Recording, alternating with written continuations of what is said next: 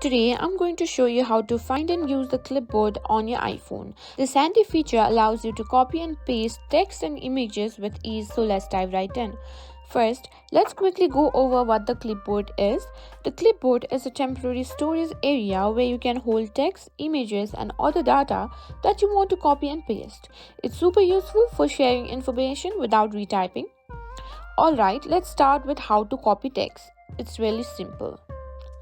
Now let's find the text you want to copy. Let's search for anything.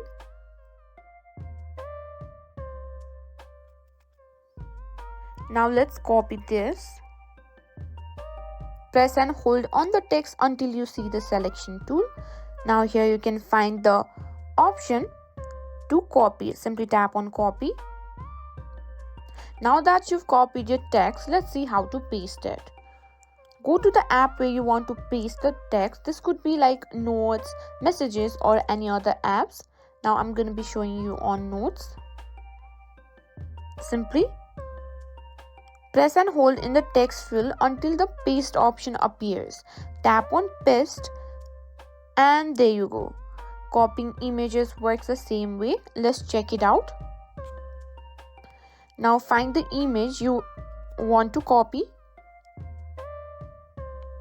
Simply press and hold the image until a menu pops up. Tap on copy image. Simply press and hold again. And that's it.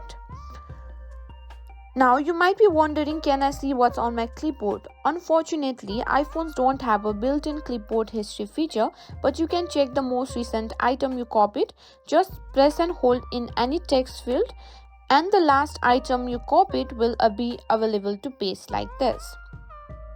And that's it. Now you know how to find and use the clipboard on your iPhone. If you found this video helpful, don't forget to give it a thumbs up and subscribe for more tech tips and tricks.